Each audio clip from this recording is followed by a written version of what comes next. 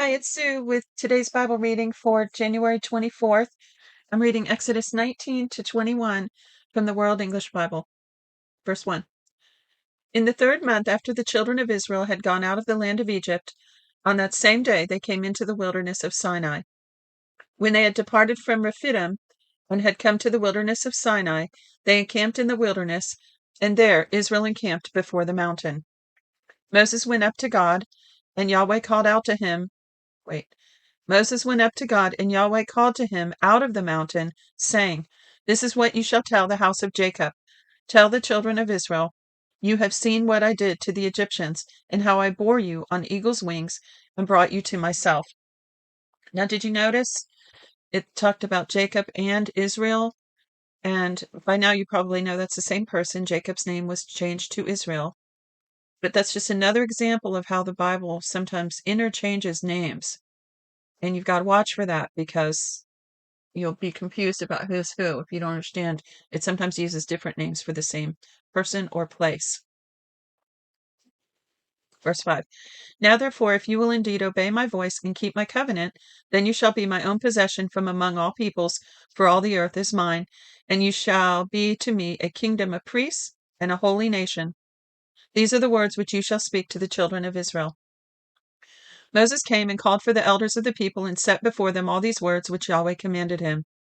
All the people answered together and said, All that Yahweh has spoken, we will do. Moses reported the words of the people to Yahweh. Yahweh said to Moses, Behold, I come to you in a thick cloud, that the people may hear when I speak with you, and may also believe you forever. Moses told the words of the people to Yahweh. Yahweh said to Moses, Go to the people and sanctify them today and tomorrow, and let them wash their garments, and be ready for the 3rd day. For on the 3rd day Yahweh will come down in the sight of all people on Mount Sinai. Now, you can find on the internet a picture of Mount Sinai. The real Mount Sinai has a black spot on it to this day. The top, however many feet or miles, is still black today. Look it up, the real Mount Sinai. You can find it on YouTube. Verse 12, You shall set bounds to the people all around, saying, Be careful that you don't go up onto the mountain or touch its border. Whoever touches the mountain shall surely be put to death. No hand shall touch him, but he shall surely be stoned or shot through. Whether it is an animal or man, he shall not live. When the trumpet sounds long, they shall come up to the mountain. Moses went down from the mountain to the people and sanctified the people, and they washed their clothes. He said to the people, Be ready on the 3rd day. Don't have sexual relations with a woman. On the 3rd day, when it was morning, there were thunders and lightnings, and a thick cloud on the mountain, and the sound of an exceedingly loud trumpet, and all the people who were in the camp trembled. Moses led the people out of the camp to meet God, and they stood at the lower part of the mountain. All of Mount Sinai smoked, because Yahweh descended on it in fire, and its smoke ascended like the smoke of a furnace, and the whole mountain quaked greatly. When the sound of the trumpet grew louder and louder, Moses spoke, and God answered him by a voice. Yahweh came down on Mount Sinai to the top of the mountain. Yahweh called Moses to the top of the mountain, and Moses went up. Yahweh said to Moses, Go down, warn the people lest they break through to Yahweh to gaze, and many of them perish. Let the priests also who come near to Yahweh sanctify themselves, lest Yahweh break out on them. Now I think of this as the radiating glory of God, the radiation. My husband and I work in the nuclear power field with radiation, so we understand this a little bit. And any nuclear power worker would get this comparison because of the way that we have to handle radiation when we're working around it. So you can see, I've gone into this before and I won't do it now, but there are parallels between this radiating glory here and the radiation that we use, nuclear radiation, in industry. And so one of those principles is that, and I'm sorry, I'm doing this all off the cuff. I should have maybe paused the um, video and thought about it first, but let me just keep going. So one of the parallels is that the radiation comes in degrees. So see, as God came near this radiating light, especially if they were unclean, sin doesn't mix well with the presence of God. So he's warning them to sanctify yourselves and stay back to protect them. Verse 23, Moses said to Yahweh, the people can't come up to Mount Sinai, for you warned us, saying, set bounds around the mountain and sanctify it. It's exactly what we do in nuclear power. We set up boundaries, and it depends on the radiation levels that are present in the area. Yahweh said to him, go down, you shall bring Aaron up with you, but don't let the priests and the people break through to come up to Yahweh, lest he break out against them. So Moses went down to the people and told them, God spoke all these words, saying, I am Yahweh your God, who brought you out of the land of Egypt, out of the house of bondage. You shall have no other gods before me. You shall not make for yourselves an idol, nor any image of anything that is in the heavens above, or that is in the earth beneath, or that is in the water under the earth. You shall not bow yourself down to them, nor serve them, for I, Yahweh, your God, am a jealous God, visiting the iniquity of the fathers on the children, on the third and fourth generation of those who hate me, and showing loving kindness to thousands of those who love me and keep my commandments.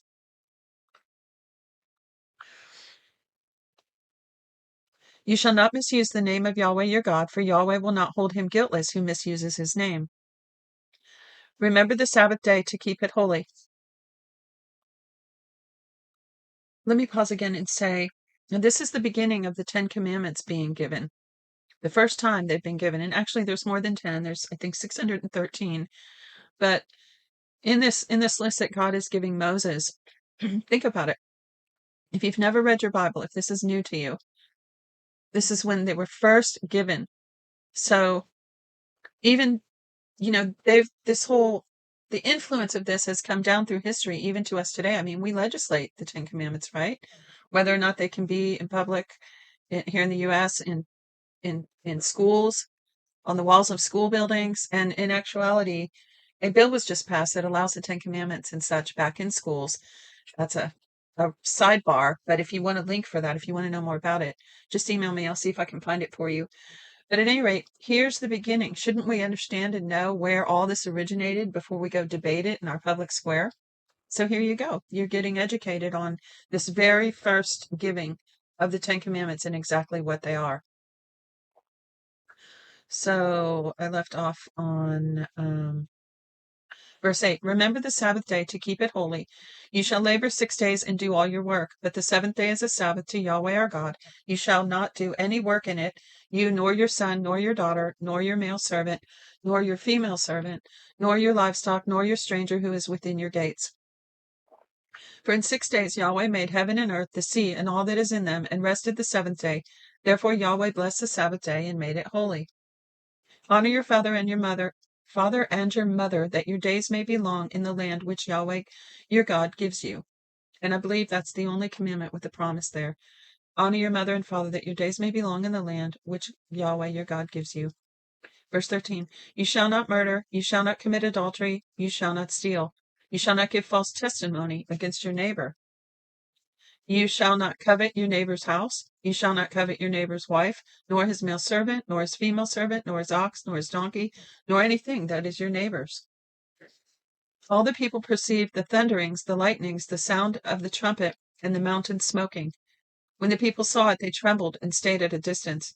They said to Moses, speak with us yourself, and we will listen, but don't let God speak with us, lest we die. Moses said to the people, don't be afraid, for God has come to test you, and that his fear may be before you, that you won't sin. So again, it's for your protection.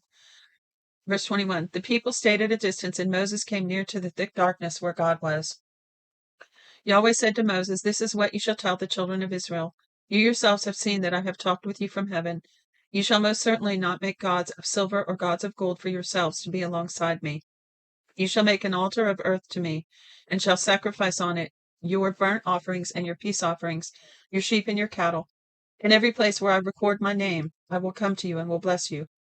If you make me an altar of stone, you shall not build it of cut stones, for if you lift up your tool on it, you have polluted it.